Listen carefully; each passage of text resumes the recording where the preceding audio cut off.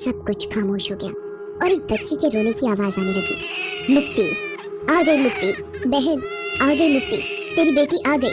मेरी बेटी मुक्ति, रोना तुम्हें नहीं किसी और को है। इस घटना के कुछ दिनों के बाद की बात है। रात के 11:30 बज रहे थे। मायागंज में रहने वाला सूर्या अपनी कार से उस सुनसान सड़क के रास्ते अपने घर वापस लौट रहा था। तभी उसके मोबाइल की घंटी बजी। फोन की स्क्रीन पर अननोन हो गई थी, इसलिए सड़क लगभग सुनसान हो गई थी। सूर्या ने कार पीछे घुमाई और फिर तेज रफ्तार में वहां से निकल गया। लेकिन तभी उसे एहसास हुआ कि उसकी कार की पिछली सीट पर कोई बैठा हुआ है। उसने गाड़ी के शीशे में जो देखा उसे देखकर उसकी चीख निकल गई। अरे ये तो वही औरत है जिसका एक्सीडेंट मेरी गाड़ी से हो गया था। ये यहाँ कैसे आई? तुझे तड़पा कर मारने वाली जन्म ले चुकी है, तू बचेगा नहीं। ये कहकर वो औरत वहाँ से गायब हो गई। ये देखकर सूर्या के दिल की धड़कनें जोर जोर से धड़कने लगी। कौन थी वो औरत? और उसने भी सेम वही बात कही जो मुझे फोन पर किसी औरत ने कही थी। क्या हो सकता है इन दोनों बातों का कनेक्शन?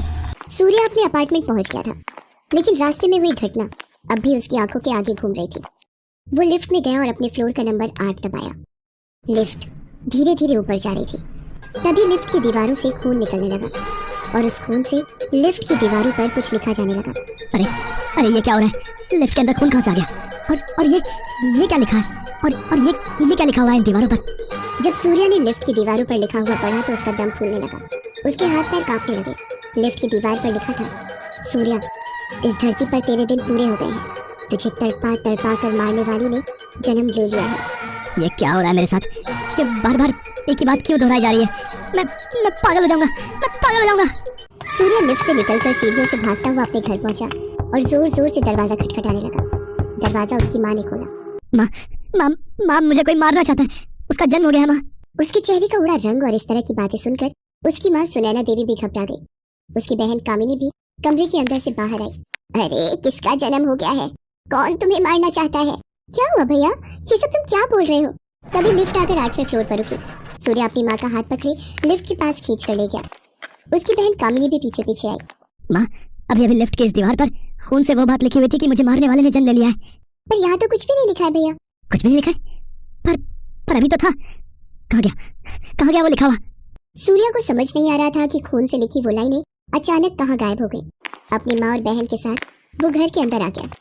वो खाना खाकर बिस्तर पर चला तो गया, लेकिन उसके मन का डर नहीं गया। उसे नींद नहीं आ रही थी, इसलिए वो मोबाइल चलाकर यूट्यूब पर को देखकर सूर्या के मुंह से चीख निकल गई। आरती, तुम? उसके बाद वो चुड़ैल जोर जोर से हंसने लगी और उसने कहा, सूर्या तुझे मारने वाली जन्म ले चुकी है। वो तुझे तड़पा कर मारेगी।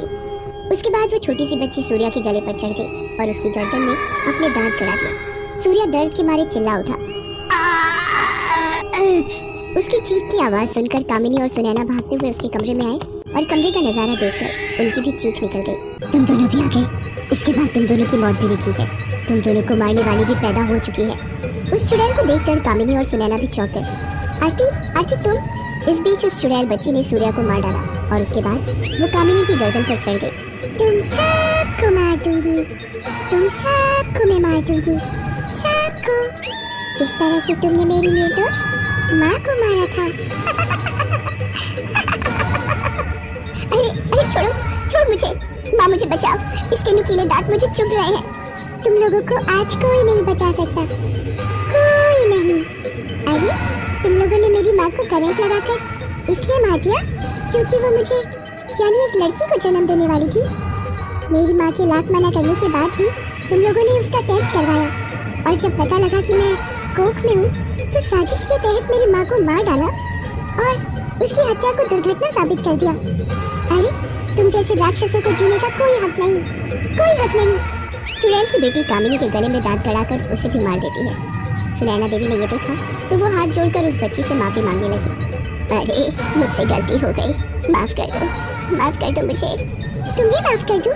अरे तुम लोग समाज में इंसान की तरह रहते तो हो, लेकिन सच कहूं तुम लोग इंसान हो ही नहीं। तुम लोग वो राक्षस हो जिन्होंने इंसान के वेश में जन्म लिया है। उसके बाद चुड़ैल और उसकी बेटी सुनैना देवी के बाल पकड़कर उसी भूतिया अस्पताल में ले जाती है जहाँ उस बच्ची का जन्म हुआ था। उसके बाद वो सुनैना देवी को वहाँ चुड़ैलों के झुंड के पास छोड़ देती है। सारी चुड़ैलें सुनैना की बोटी नोच कर उसे जान से मार देती है। ये कहानी है है जमालपुर में रहने वाले राजकुमार और उसकी 7 साल की बेटी सुगंधा की। राजकुमार अपनी बेटी को जान से भी ज्यादा प्यार करता है। सुगंधा भी अपने पापा के बिना नहीं रह सकती है। हर दिन की तरह राजकुमार ऑफिस से आकर सुगंधा के साथ बालकनी में बैठा है और उससे बातें कर रहा है। वे दोनों आसमान की ओर देख रहे हैं। पापा, वो जो ऊपर आसमान में सबसे चमकीला तारा है वही माँ है ना मेरी? हाँ बेटा, वही तुम्हारी माँ है। दिव्या नाम है तुम्हारी माँ का। वो इतनी ऊपर क्या कर रही है पापा? वो रोज ये देखती है कि कहीं उसकी बेटी को कोई तकलीफ तो नहीं है, कोई उसे परेशान तो नहीं कर रहा। पर पापा, माँ तो ये काम यहाँ रहकर भी कर सकती थी ना? उसकी बातों को सुनकर राजकुमार की आंखों में आंसू आ गए, लेकिन उसने झट से पूछ लिया, पापा मैंने उन्हें कभी देखा नहीं, फिर भी उन्हें मेरी इतनी चिंता है। वो इतना प्यार क्यों करती है मुझे?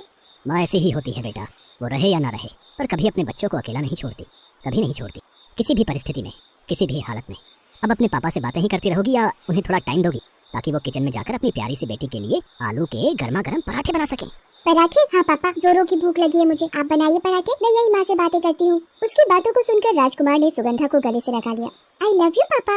आई लव यू टू बेटा। राजकुमार किचन में चला गया और सुगंधा वहीं बालकनी में बैठी रही। माँ, तुम मुझे बहुत प्यार करती हो ना? क्या तुम मुझे पापा की तरह गले लगा सकती हो? ये कहकर पता नहीं उसे क्या हुआ, उसने अपनी बाहें खोली, लेकिन उसका पैर फिसल गया और 19वीं मंजिल की अपनी बालकनी से वो नीचे गिरने लगी। उसने उस समय अपने पापा को जोर से आवाज लगाई, पापा, पापा मुझे बचाओ, पापा मुझे बचाओ।